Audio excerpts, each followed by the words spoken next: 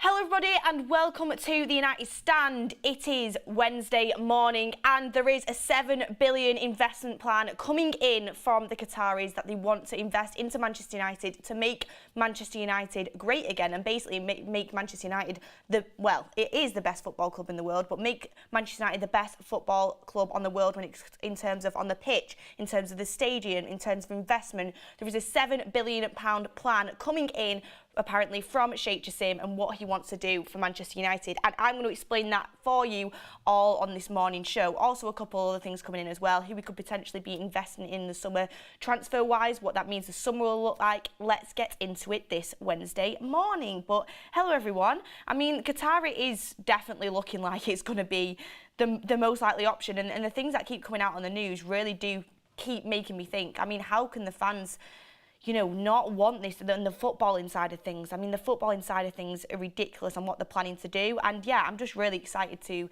kind of see what the process is going to be like. We know this evening is when the bids go in. We know this evening is going to be when, we get to see who's really still going to be in the party. Are the Glazers going to take it to a third round of bids? Are they going to move forward with one of the second rounds of bids?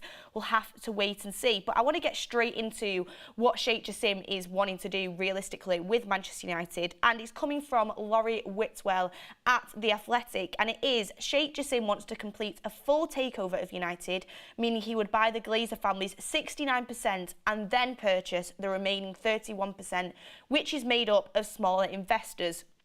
The Qatari has made several pledges to invest in specific areas of the club without loading United with debt after a full cash purchase.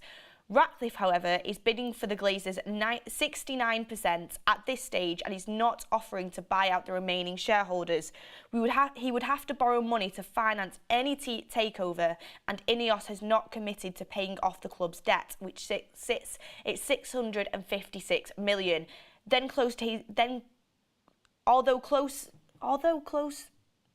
Although those close to his bid have offered assurances that no new debt will be loaded onto the club, but there is still going to be debt there. So obviously that is a lot to take in. So let's go through it step by step. And hello everybody, welcome to the chat on this Wednesday morning as well. Get your comments in down below and we'll read a couple out as well on what you're thinking about this. But for me personally, this article is just confirmation of what we're thinking, if I'm being honest with you. Sir Jim Ratcliffe desperately wants Manchester United, but it is still going to have debt on the club. Ineos is going to load on that debt. Again, those close to Jim Ratcliffe assurances there'll be no new debt added to the club. But how are you going to, invest in the summer? How are you going to plan to do the investments to the stadium into Carrington? Is that all going to go on to Ineos? And then that will have to be paid back. So again, that is just my worry when it comes to Sir Jim Ratcliffe. But then when it comes to Sheikh Jassim and wanted the full purchase of the club, for me it'd be good to know that, one owner has got the 100% purchase of Manchester United and they are 100% committed to the club, and there will be no debt onto the club. It'll be completely debt-free. They can invest what they want because they're absolutely loaded, and they can just get straight down to business, in my personal opinion. So I think it's really exciting to think about, the opportunities that could happen under Qatar, also under Sir Jim as well. But the sky is the limit when it comes to if they get the full takeover of Manchester United. And yes, Insane IQ says, Ratcliffe whining about the price already. And Sahi Kapoor says, don't you think the two Glazers will sell the share of other Glazers to the investment group and still be at the club? By the way, thank you for your content from India. Well, I know it was coming out last night that, apparently the Glazers potentially were thinking about staying, and that sort of story was circulating again. I've said multiple times before, I don't believe it. I really don't. I think it's a ploy to get bidders to bid more because they want that $6 billion. So yeah, I don't really believe that the Glazers want to stay at Manchester United. I've said it multiple times on the shows that I've been on this week. I am in the 90% club. I think they are going to sell. I don't think they would have taken it this far. I think Joel and Avram are potentially hoping to maybe cling on to whatever they can. I know it's them that want to stay in the club and the other siblings want to sell, but I don't think it would have gone to this stage. Qatar isn't wasting their time on this if they're not capable of getting the club, in my opinion.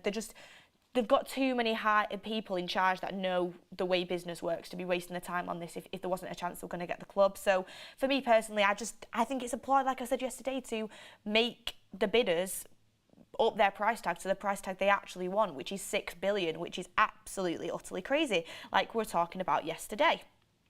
And James Thayer says, good morning, Beth, you are doing a great job. Keep up the good work. I don't always agree with your opinions, but I love listening to you. Thank you for that comment. I really, really appreciate it. Obviously, if everyone had the same footballing opinions, life would be extremely boring, wouldn't it? So it's good to share your opinions, maybe take on board someone else's. Share yours. Maybe they can take that on board. Maybe you can agree to disagree. It's all about the debate, and that is what we encourage here on the United Stand as well, obviously. I mean, a debate where, not an abusive debate, but you can still have a debate. Like we have them on the fan forums. I was still arguing with Osimhen after the fan forum the other night. But yeah, it is great to have debates on the channel. But let's move into what this could mean for Manchester United and what Sheikh Jassim is actually willing to invest into Manchester United, because that is some really exciting stuff coming out this morning. And it's coming from The Telegraph that Sheikh Jassim investing into Manchester United could total $7 billion. This could include the new stadium, men's and women team funding, the academy and the training ground. It says our capital investment will be on top of what's paid for the club. It comes from a source close to the bid. I mean, there's a lot to unpack on that. So basically that means they are going to, spend to get the club out of the hands of the Glazers. I was talking about the analogy. Let them free yesterday. Get the club back, get the powerhouse which is the club back. They're going to spend all that money, but then the second lot of investment isn't going to come from what they're actually giving the Glazers to get the club. They are going to invest even more funds on top of that to go and reinvest in the stadium or potentially build a new one. Men's and women facilities, which is what I was trying to say on the show the other day. When it comes to Qatar, I know there's, religion in certain countries are different, and the way different cultures go about things are different, but in this country and them coming into Manchester, they were going to invest in the women's facilities. They were going to make the women's facilities amazing, and that'll be really nice to see as well, because the women 100% deserve it. I mean, the way the women's team's been treated under the Glazers is a disgrace in my opinion. It's only just starting to get like the sort of investment it needs now, but it's still up to no standard. I mean, coaches left in the past because of how bad the facilities were for the women, so that's an exciting thing that is going to happen as well. And obviously the academy, that is amazing to see. We've already heard reports coming out that Ten Hag isn't particularly happy with the academy. He doesn't think he can, really go to it to get many players out. Obviously there's some star talents in Garnacho, Kobe Mainoo's potentially coming through, but he's not totally impressed with the academy, so that'll be a great investment from them. And obviously the training ground as well is in desperate need of a revamp. I mean, Ronaldo said a couple of things that I didn't agree with in that interview in regards of calling Erik ten Hag out with Piers Morgan. Rewind, that feels like years ago now. It was only the end of last year, but he said a lot of things that were wrong. But I tell you what wasn't wrong, what he said was that the training facilities made major investment, and they were still the same when he came back. So there's a lot to be done, and Qatar are 100% willing to do this and get on board for this, and God knows what it could mean for the summer transfer window as well. It's really, really exciting. And stream level, only Qatar talking about women's team and other communities United support. We're not sure. Sir Jim probably has plans for the women's team as well. We've not heard about them, but you can't speculate too much on that. And Christian says, oh no, I'm not reading that one out. And Beth, what do you do to the stadium? Expand, upgrade or rebuild it? I mean, this is a conversation I want to get into with everybody today. It's definitely one I wanted to speak about when it comes to the new stadium, because I've spoke to a lot of different people about this. When I'm doing my little research for the shows, I ask people what they think. I think about, what I would like as a fan going to Manchester United, whether I would want a new stadium or whether I would want it to be upgraded. And I want to get a poll on this in the chat as well. I really do want to get a poll on this. I know we've done this before, but I want to get a fresh, updated poll. It's talking here, coming through the Telegraph, that Sheikh Jassim wants to build a new stadium. That is what is coming out. We don't know if that's 100% accurate, but that is what's being reported, a new stadium. What do you guys want? Would you prefer a new stadium, or would you prefer to have the ground that is currently there revamped and, renovated? Because I can see from both sides. Old Trafford, I mean, I go there week in, week out. I'm sure a lot of you guys have been there as well. It is completely behind the times. It's got problems all over the place. I mean, the South Stand has got major issues. There's construction that isn't finished on on some of it. There's toilets leaking. There's flooding of the urinals. It is just not in condition what it needs to be for one of the biggest clubs in the world. It's an amazing stadium in the sense that there's so much history there, and I love how close the crowd is to the pitch. I love Old Trafford as a place to play football, but it needs some serious work. It's like you don't even have replays to see stuff on TVs at all. I mean, most current stadiums have that going for them. So, and there's no room to put them either because the chairs are so squished together. Like, I struggle to fit in there, and I'm like 5'2", nearly 5'3", like 5'2.5", and I struggle to fit my legs in. God knows anyone who's like 6 foot what they're doing. So it does need some major work. You could just completely rip up all of, you know, the seats and everything and build onto the Bobby Charlton stand and completely redo the inside. Rumours are that's going to cost near enough the same amount as it would cost to build a new stadium anyway. With a new stadium, you lose that history. Do you lose it, or do you make new history? I mean, everything that's happening in Old Trafford, you feel like you're getting a loss of that, but at the same time you have a state-of-the-art new stadium that's actually up to date and you can progress into the future. So it's a tough one. I mean, get your vote in on the poll down below. What should the new owners do with the stadium? Build new stadium, revamp current stadium. I'm going to do my vote on there. I mean, I think it's tough personally for me. Revamp current stadium is winning, and that is actually what I expected. I expected that to be winning because of the culture and because of the history.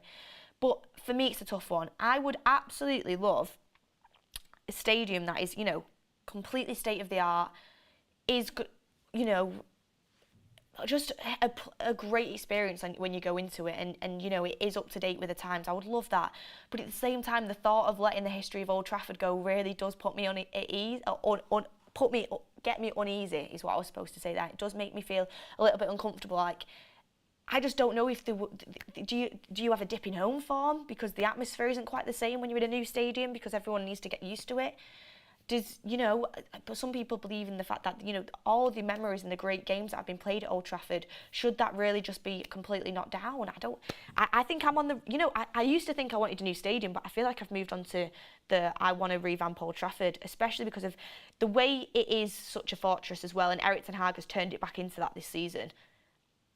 I just don't think I want to let it go. But there'd be major work that'd have to be done to it. It'd be so complicated. You have to rip it all up. You'd have to build up on the Bobby Charlton side.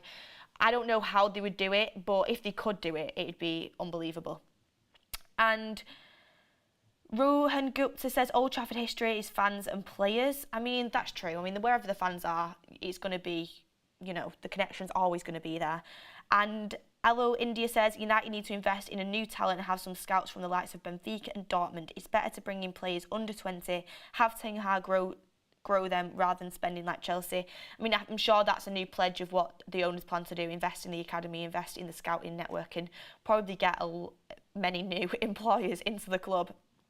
And Salim says make Old Trafford a museum. That, for money reasons, I don't think that could happen.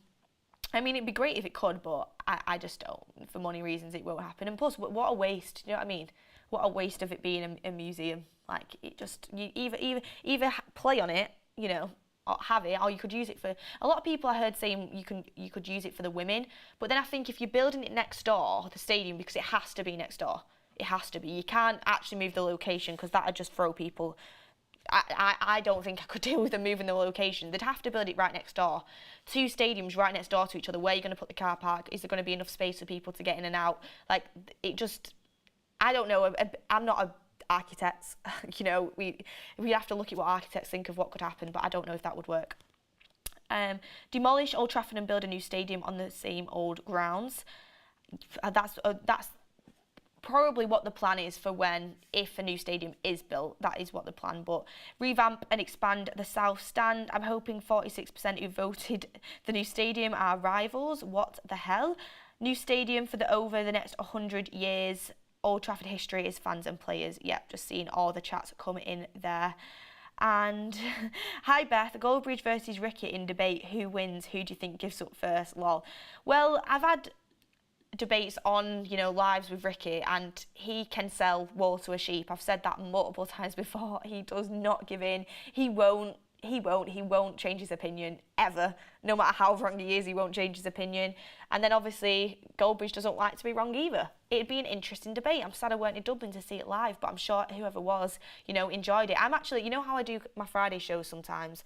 I'm going to try and work on getting Goldbridge on one of the Friday shows in the studio, De Gea debate face to face, and that's what I'm trying to work on. And if you want to see that, let him know. on his next show if you want to see that debate in the studio. And let's look at the poll again. What should the new owners do with the stadium? And revamp the current stadium is on 58%. I expected it to be higher than that, if I'm being honest. 42% on build a new stadium.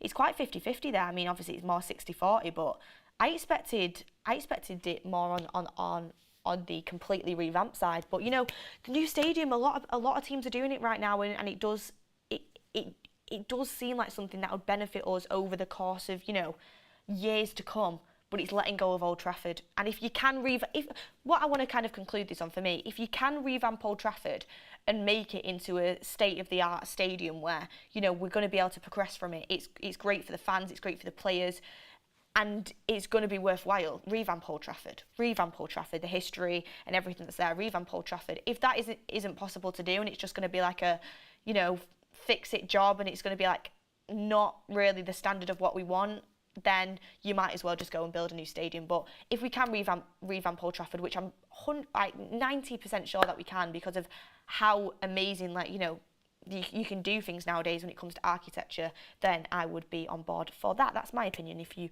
wanted to know that. And SCJ says, hi Beth, I think the stadium all depends on the owner. Sir Jim, more than likely to renovate, but Qatar, I'd say likely to demolish and rebuild.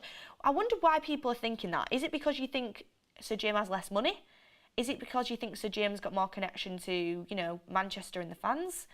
Because I've heard a lot of, you know, these are just rumours and reports coming out, that Qatar could actually send out a, you know, a poll, basically, to season ticket holders and to fans, and basically ask them what they want to do and get them involved. You've heard that you could even be voting on potential signings, which, I mean, that's a whole other story that we'll talk about in a second. So I think the Qatar do want to involve the fans into this and want to do what the fans want. And also, building a new stadium and revamping a new stadium is going to be not that far off in costs. Obviously, building one's going to be more expensive, but revamping Old Trafford would still be a hefty amount, which is why they couldn't decide what to do under, you know, the Glazers and the previous ownership if they were going to move forward in that way.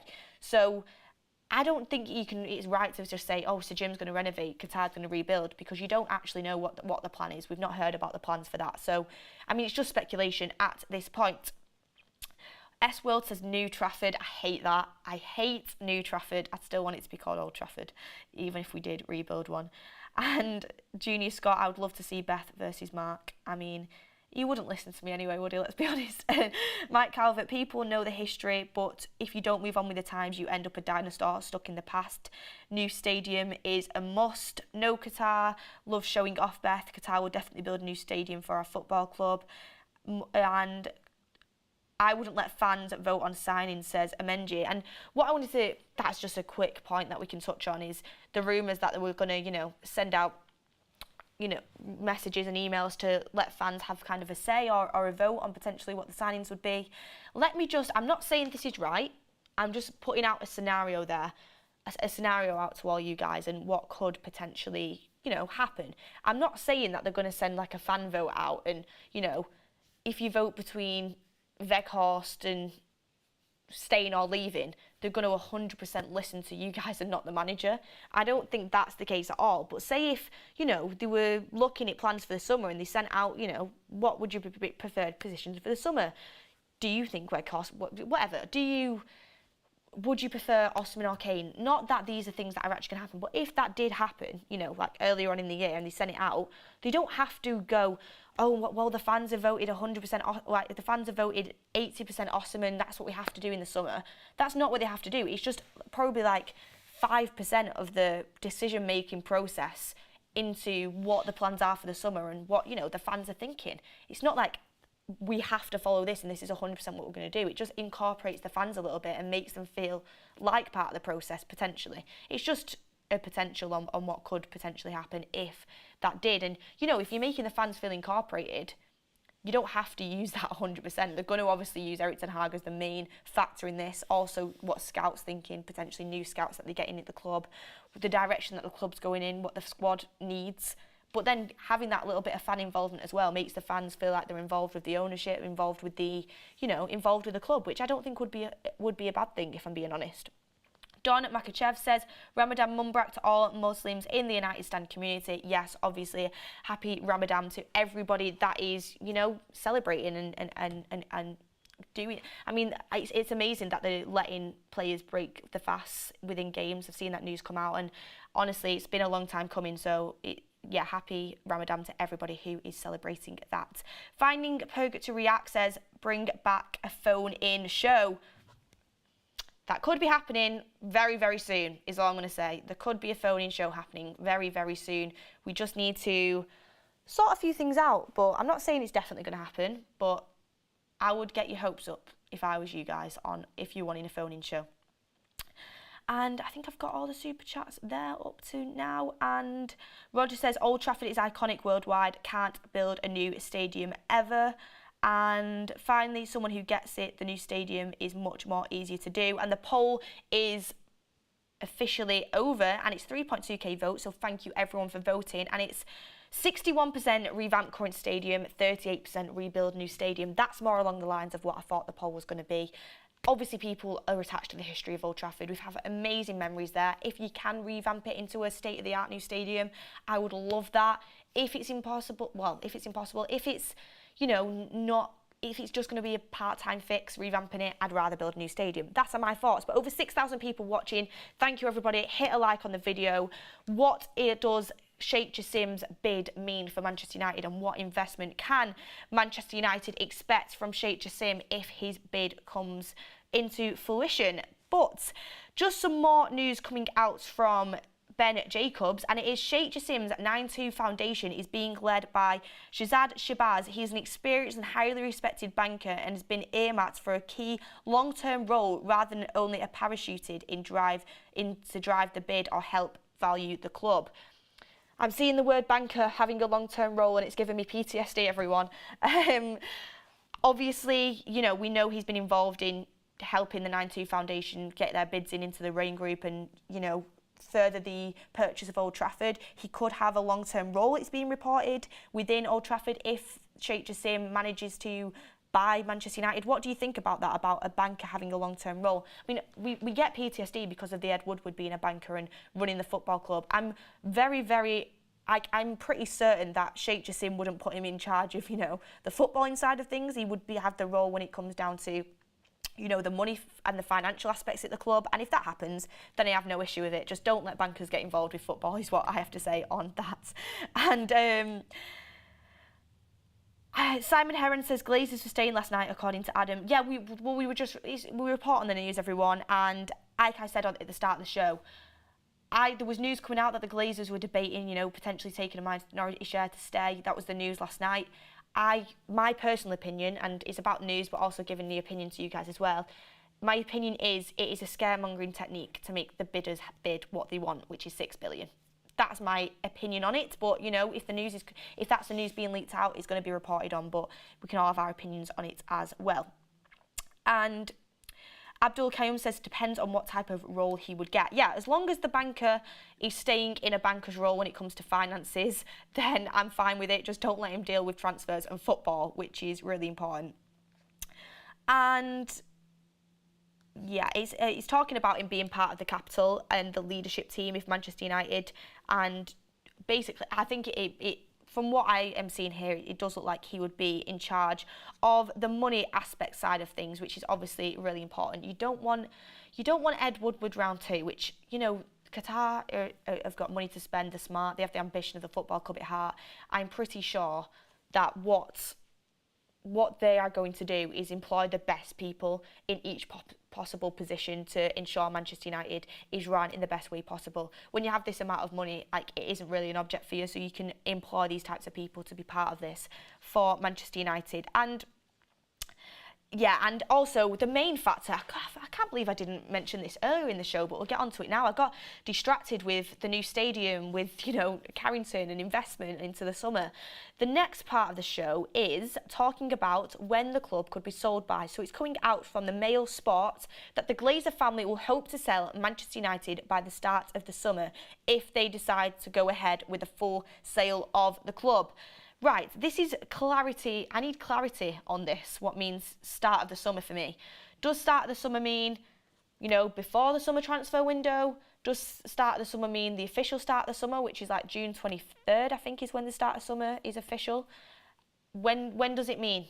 does it mean what does it mean end of May, early May? Do you mean July? Like, what's the start of summer? Everyone sees the start of summer as something completely different. I see the start of summer is when, you know, the sun starts shining and I can go outside and not have to wear a coat. That's when I see the start of summer. So, you know, it depends on what people think about the start of summer. I need clarity. Will we be able to have a transfer window under the new ownerships or not? And yeah, a lot of people saying it needs to be earlier than that, otherwise we're going to fall behind when it comes to transfers, unless it's all confirmed earlier and it's just the paperwork and the due diligence being done. And a lot of people saying this needs to happen before the summer transfer window. And a lot of people thinking it's potentially the end of May when the season ends. Summer starts 1st of June, May, June, people are saying. And start of summer, what are we going to be doing with the signings? This is what I am worried about. It depends. Like, you know, an agreement could be made for Manchester United within the next 2 or 3 weeks. An agreement could be settled on and made. And then, you know, whoever the new owners are can start planning ahead for the summer and working on summer deals potentially. And it could just be down to, you know, the paperwork and the due diligence and the financial side of things, that what leads it to last until the start of summer. And then if you've got everything in place, you know, and it's just paperwork that you need to do, then you can start moving on with your summer signings. And, you know, you can hopefully, it'll be rushed, but you can have a plan in place that you can follow. If the ownership is actually only going to the takeover is going to start going at the start of summer, then I very much worry about our summer transfer window, because if you're in that position where it's, you know, the Glazers know they're selling, but Sheikh Jassim isn't quite in yet, or whoever the new owner isn't quite in yet, who's dealing with the summer transfer window? Who's putting up the money for this? Whose plan is it going to be? Is it the plan that's already in place under the Glazers? Is it the new plan of the new ownership? What's Ten Hag's role in this? Does he know what's going on? We need a plan in place before the start of the summer. We massively need a good summer transfer window. It is vital to Manchester United this summer that we have a good summer transfer window. What Erik Ten Hag has done with his club this year is beyond what I ever expected, if I'm being honest with you. 3rd in the Premier League, it's looking like that's potentially where we're going to finish, and if I had to say, that's where we're going to finish. Right now in the season, we've won a Carabao Cup. He won his first available trophy. We're in the semi-finals of the FA Cup, and we're in the quarter-finals of the Europa League. Still have 2 more trophies to play for with Champions League football, after inheriting a team that finished the worst ever points tally that Manchester United has ever finished on in the Premier League. So to do that from Erik Ten Hag in his first year shows that this manager is not messing about. He's serious, he's great. I genuinely think he can be Pep Guardiola level Erik Ten Hag. I see that in him. I think he's an unbelievable manager with unbelievable potential, and we need him to be backed. He's not got the full squad. I mean, I say this all the time, this is no disrespect to Weghorst, but if you look at this, what we're dealing with, right? City have Haaland, Man United have Weghorst. These are the drop-offs that Ten Hag's having to deal with in positions. You know, like, we don't have the squad depth. We have positions that we desperately need, you know, improvements on. Erik Ten Hag will know that. We need a summer with when we get signings in and we get players in that are going to improve this squad. Erik Ten Hag can't keep up this momentum if he's not getting signings in the summer. It's physically impossible to keep up, especially when you see Chelsea, the amount that they're spending under their new owners, Todd Bowley. Eventually it's going to work out. Eventually it is. You know, when all them new signings start to gel and you keep buying, you know, the most bright up-and-coming talents, eventually it's going to click for you. You look at Man City, I mean, their squad depth is just insane, and it looks like they're probably going to get Bellingham in the summer. I mean, Liverpool are going to have to spend big. They're going to have to. Like, their team is on the decline. Teams around us, Newcastle, the money that they have to spend, we've got to have a good summer. We have to. I think we've been not lucky, but this year, a lot of teams haven't been at the races, in my opinion. Chelsea have not been at the races like they usually would. I mean, Spurs are just Spurs. Liverpool are nowhere near where they were in previous seasons. You know, there's teams that are going to be back next year, and not back, but they're going to be a lot better than they are this year. They're going to be more solidified. They're going to have more rhythm. They're going to have increased, you know, value because of the signings they've made in the summer. We need to be on top of this. We need to be keeping up, and for that we need a summer, and for that we need new owners before the summer. And that was quite a long rant from me, but I'm just so worried that this is all going to get misconstrued at the start of the window. And if this is happening when the transfer window's opened. We're going to be so focused on selling the club that where do the transfers come into this? Who does the transfers? It's just, it worries me. Hopefully there's a plan in place, but it does worry me. NN says, hopefully we finally get a sporting director. And Joe Tommy says, we are all going to hate Chelsea next season. Max 120 million for Osimhen. I think Napoli will sell.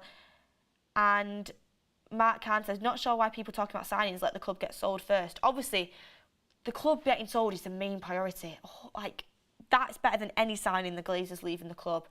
But it needs to be done before the summer transfer window. There's no reason why it can't be. There's no reason. You've got offers lining up to buy Manchester United. You've got different groups lining up to buy Manchester United at a very, very good price. I mean, it's coming out in reports that Sheikh Jassim is willing to pay the 5.56 billion that to outbid Sir Jim to get the club off the Glazers' hands, and money isn't an object to them. This deal needs to be done before the summer. It needs to be, unless it's just paperwork and, you know, the kind of length of time it takes for all the transactions to be handled. But they need to know that they're in place for the summer, and they need to start working on deals for the summer if we want a decent transfer window. I'm sure Ten Hag is more in the know with this sort of stuff, and there is a plan in place, but it is worrying to think about. And Amenji says, Beth, would you try and bring back Rangnick? Honestly, Rangnick as a coach was not the one. He was not the one, but also at the same time, when you're bringing a supply teacher at school, do you really listen? Like, I know that we didn't, like, not no disrespect. When I was in school, that didn't happen. The players knew that he was there for an interim role, so they probably just, you know, the season was already written off. It was written off in the summer. Not in the summer, sorry. It was written off in the January transfer window when Rangnick was crying out for players and they didn't back him whatsoever. And yeah, he called them out in press conferences, and I was actually happy to see about that. And they obviously didn't like him. It was bad from the off, but as a coach, it didn't work out. You know, he just didn't. But the players that he wanted us to get, Diaz, Alvarez, you know, Enzo Fernandez, there was players that he really wanted us to go and buy that have turned out to be brilliant players. So as a sporting director, I think he'd be brilliant for a club. But obviously Ten Hag didn't want to work with him when he came in, or the club just didn't want him there, so there was an agreement that he would resign and leave. So that, for me, the chapter is closed. What could have been, it could have been great. I think he definitely had the skills as a sporting director to be great, but it's not happened. So got to move on. He's definitely not going to come back. So it's if, buts and maybes, really. And Sherman Hargreaves says Man City are going to have a big summer. I have no doubt about this. They're going to definitely buy in a winger, and they're looking at, obviously, the Napoli winger that has been unbelievable. They're going to buy a winger. They're probably going to buy a midfielder, potentially Jude Bellingham. Wouldn't surprise me if they buy one or two centre-backs with Laporte looking to go. And they're going to need a full-back as well. They massively need full-backs. They're going to have a big summer, Manchester City. And we know what they're like. They'll just go out and buy. So we need to keep up. We do need to keep up. And Rangnick was hired as director of football, and as a coach, he was thrown under the bus. I mean, he agreed to be interim manager, but at the same time, I do think he was also thrown under the bus as well. It's a difficult situation to speak about, but it's in the past. So let's move on to the future of, you know, what could be in Manchester United and what is there for the future. And I wanted to kind of ask your guys' opinions on this, and just a little bit more news coming out actually from Ben Jacobs. The 9-2 Foundation plan is to build, as one source put it, the best bench in football administration and expertise. So the 9-2 Foundation's plan is to build the best bench in football administration and expertise. And this basically, for me, I mean, let me just read that back. The best bench in football administration and expertise.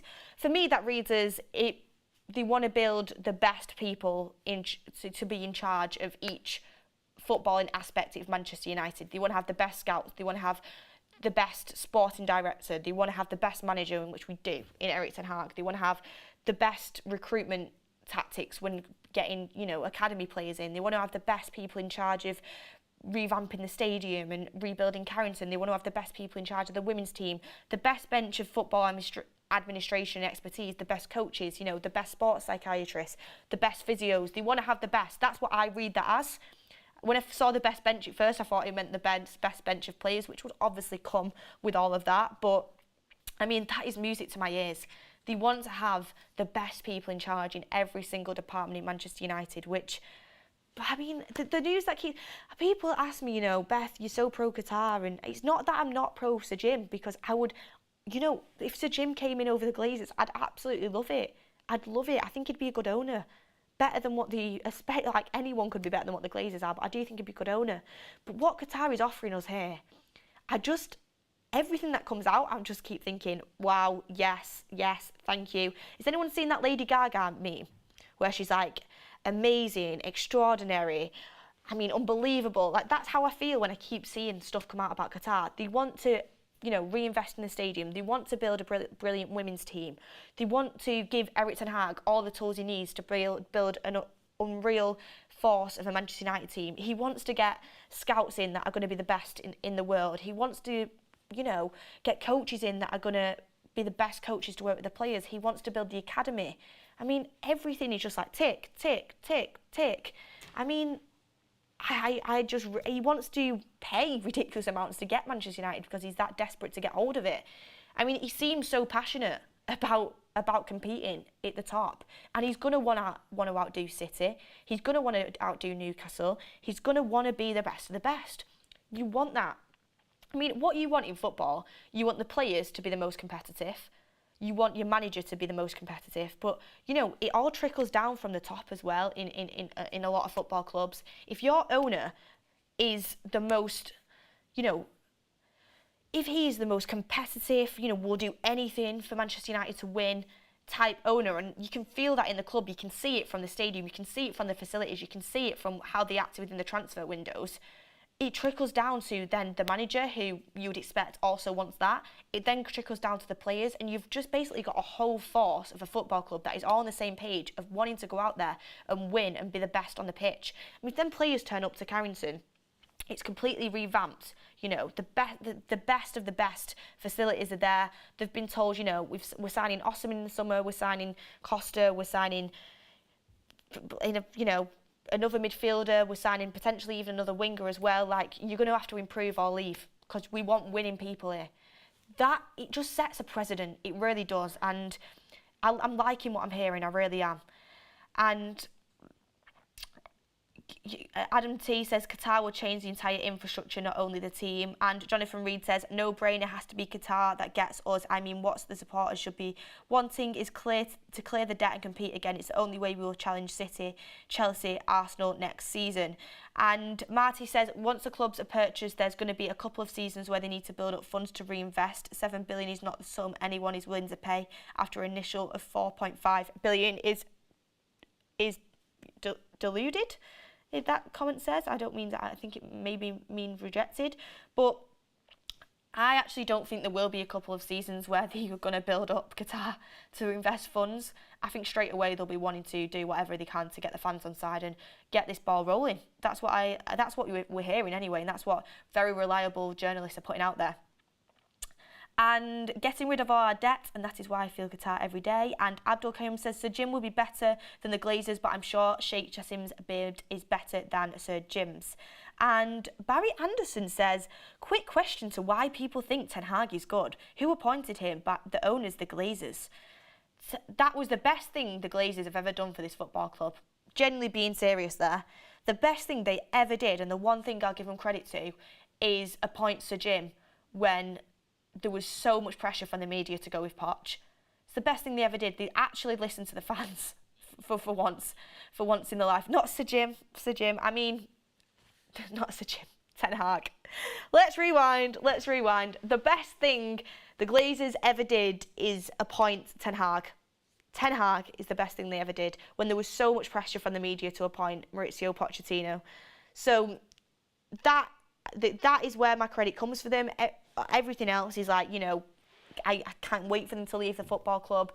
But there was so much pressure from the likes of, Neville. Like, I can't remember who else was Team Poch in the media, but there was so much pressure from the media. Ex-players coming out saying they wanted Poch. And immediately, we were getting jumped on. Right at the start, there was interviews at Carrington on why, if Martinez's height's a problem in the Premier League, from Jamie Carragher and Neville. I mean, how ridiculous was that after 2 games in? Why he thinks, what he can do with Manchester United. Interview two games in at Manchester United.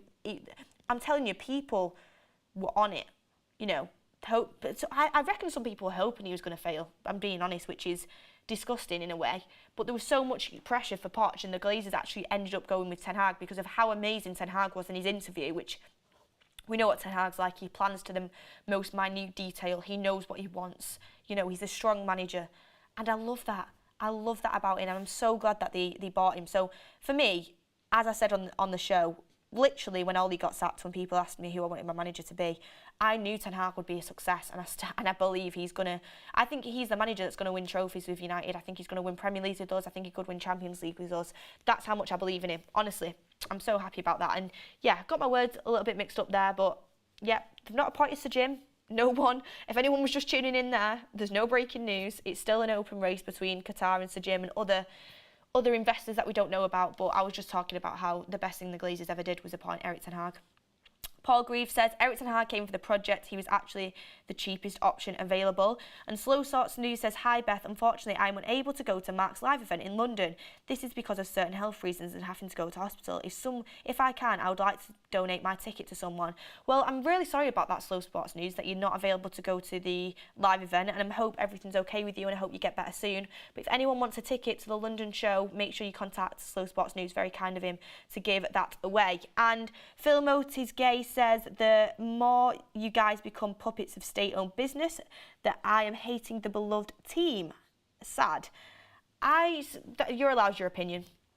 You're allowed your opinion, but I'm not a puppet of a state-owned business. I am simply stating my opinion that I think the Qatar ownership and the 9-2 Foundation will offer more to the football inside of Manchester United quicker. And, you know, what they can do to Manchester United is going to massively evolve the club and bring it on leaps and bounds. And it will. That's just my opinion. I'm not bowing down to a state-owned ownership. I mean, I just want an owner in that is going to put the best foot forward to improve Manchester United and to make us the best club in the world. I want to see Manchester United win things. I want to have the best players. I want to back our managers. That's what I think will happen under Qatar. That's my opinion. But I've explained this multiple times. People just always throw the argument at you. Like, I've not spoke here on the show before and said there's certain things that I would potentially be uncomfortable with, but these are my reasons. These are my reasonings. I've spoke about it multiple times. I spoke about the pros and the cons, and I've weighed it all up. I'm not just going in rose-tinted glasses. Oh, there's absolutely no issues with Qatar whatsoever. Of course, there's certain issues. There's issues with every sort of, you know, potential new ownership that could be there. But I've weighed up each and every aspect, and I personally think, from the footballing point of view, what is going to take Manchester United the furthest, and that's what I'm looking at right now. And yes, and I'm not going to hide away from my opinion as well. I know a lot of people on certain different. I'm not, you know, targeting anyone, but certain people have dodged the question of Qatar or Sir Jim multiple times. They've dodged it because they don't want to be labelled a certain way. They don't want people to say, oh, you know, you don't want, you know, you want Qatar, you want a state-owned club, you support sports washing. That's allegedly, that's what some people don't want to be labelled as that. They also don't want fans to turn against them when they say they want Sir Jim. I know people that have a strong view on what they want ownership-wise, but they've not come out and said it, and they're in this world. So there is people avoiding it, but I won't shy away from my opinion. It is what it is, and I have reasons to support that. I've always said I support whatever ownership comes into Manchester United. If it's Sir Jim, I'll get behind him 100%. If it's Qatar, I'll get behind them 100%. You know, it's just, I'm happy to get it off the hands of the Glazers. But if you guys are tuning in and asking me for an opinion, you don't have to take it. I'm going to give you your opinion and my reasons why. Anyway, and Mr. Q and CJ's channel, Beth and Mark actually agree for Qatar. Lol, first time they agree together. We agree on a lot of things actually. The only thing, well, not the only thing, but people think we disagree so much just because of the De Gea stance, but we message all the time and talk about stuff like this. It's all amicable, and you know, he fires shots at me, I fire shots back. It's all banter, and we agree on a few things. Quite a few things actually, but it's good to disagree as well. It's really good for the debate. It's good for the channel. I mean, there'll be people in the chat, no matter what anyone says, that don't think De Gea is a good enough goalkeeper. There'll be a lot of people in the chat that think De Gea is, you know, the best goalkeeper we could have, and you know, are on Mark's team where they think, you know, I really, really want this guy to stay. He's a legend of the club. And it's good to be represented from both sides and see both opinions, because realistically, there's no one in the world, there's nothing in the world that has the same opinion from everyone. So you need to get opinions from everyone. But summing up, kind of coming towards the end of the show, there was actually news coming out last night regarding Victor Osimhen and the price tag that is going to be put on Victor Osimhen and what Napoli want for him to leave Manchester United. And I want to speak about it straight away and kind of talk about Osimhen, because I think Osimhen is an unbelievable player. He's obviously my first choice signing in the summer. I desperately want him. I desperately want Manchester United to go for this player. I think he should be Manchester United's top target, and I think Manchester United should invest in this player. I think he's one for the future. I think he would be brilliant. But it's actually coming out from Sky that Napoli will demand £150 million for Manchester United and Chelsea target Victor Osimhen in the summer. So I'm going to round up the show on this. First of all, do you think they'll actually get £150 million for Victor Osimhen? Second of all, would you be willing to spend the whole transfer budget on this player? Third of all, I mean, Chelsea being in the race for him as well isn't great for us. we know what they're willing to spend on certain players, and obviously there's more in depth on this. Osimhen's dream is to move to the Premier League. PSG, Man United and Chelsea are all interested in getting Victor Osimhen's signature, but his dream is to come to the Premier League, which kind of makes it go into the likes of just Chelsea and Manchester United. You can see why this is. I mean, Arsenal have Jesus, plus they're never going to spend that much money on a striker. They just won't do it. Liverpool have just bought Nunes, City have Haaland. The only place he can realistically go, the only two places, are Manchester United and Chelsea, because they both... Manchester United potentially are going to have the money to get Osimhen, and so in Chelsea, we know what Todd Bowley's like. He just dashes out money at every single opportunity. The guy's playing Football Manager, so that worries me. The one thing that makes me confident that we can do it is that Chelsea they've got Nkunku coming. They've spent ridiculous amounts in January. Surely they're not going to go again and spend 150 after just spending 100 on Enzo Fernandez. Surely they're not going to go again and go on to Osimhen in the summer. I mean, they might do. Todd Bowley, you know, the guy. Speaking about a guy that wants to just do the best for the club, but it's not quite working out. I mean, you can't fault him for the ambition that he's shown. You cannot fault the ambition he's shown, honestly. If you're a Chelsea fan, you know this guy is going to spend money to try and get you back to the top. And he was ridiculous in January, but there's ambition there. But £150 million is just ridiculous, in my opinion. Absolutely ridiculous. And Steve Runn says giving Spurs 100 mil for Kane would be a waste, though. And Paul Lucas rather get Vlahovic. Michael Joyce says Osimhen going to get cost closer to 200 mil than 100 mil. And I have to, if Napoli don't accept 120 mil for Ramos release clause, he would cost 110 mil. And Andres Russman, 150 million is insane. If you were Napoli, why would you sell Osimhen for anything less than 150 mil? And I want to say on that is Napoli in a great position here. I think they bought Osimhen for around 70 million, so they're going to want to make quite a bit of profit, especially of how well he's doing. If they win the Champions League, the price tag's just going to be insane, because his goals have been ridiculous. And obviously you've got a poll going up there from producer Charlie. Osimhen 150 mil, Kane 100 mil, Vlahovic 80 mil. What would you rather do? I'm seeing chats coming in saying it's better to get... Here we go. 150 million is way overpriced for Osimhen. I won't be willing to give 150 mil, 90 mil max for Osimhen. Kane for 100 mil, 3 to 4 years, or Osimhen for 150 mil for the next 10 years. I know who I'm going for. Get your votes in down below. Anyway, for me personally, I don't think it will be 150 mil for Osimhen. I think you can get Osimhen out of Napoli for 120. I think you can get Osimhen out of Napoli for 120 mil. And yeah, Charlie just said to me, Osimhen's not going to be here for 10 years, even if we do sign him. He'll be here longer than Kane, but he might be, but 10 years is a stretch right now for the way players move on and move into different teams throughout football. I doubt he'd be here for 10 years. Osimhen will be here till he's 34. If we signed him now at 24, I'm not too sure about that. I'm sure it maybe potentially would be. Never say never, but I doubt it. And so Scotty says same price as Jude. Is Osimhen worth what Jude Bellingham's worth in today's current market? It's touted Jude Bellingham's going to go for around 130, 120%, even more than that, million. Is Osimhen worth that? I think you could get him out of Napoli for 120. Would I pay 120 for him? Yes, I think I would. The reason I would pay 120 mil for Osimhen is because you've got to look at it like this. The transfer window is been broken by certain clubs and certain teams. We are guilty of that ourselves. At the end of the day, we paid 90 million for Al-Thani. He's not worth 90 million. I believe in him. I think he's a good player. I think he's going to be great for Manchester United in the future.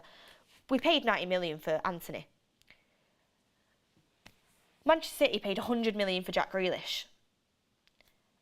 You look at it, with Manchester United are in desperate need of a goal-scoring number 9 that is going to be the goal-scoring number 9 for multiple years at Manchester United. Someone is at the top of their game is going to come in and be, that number 9.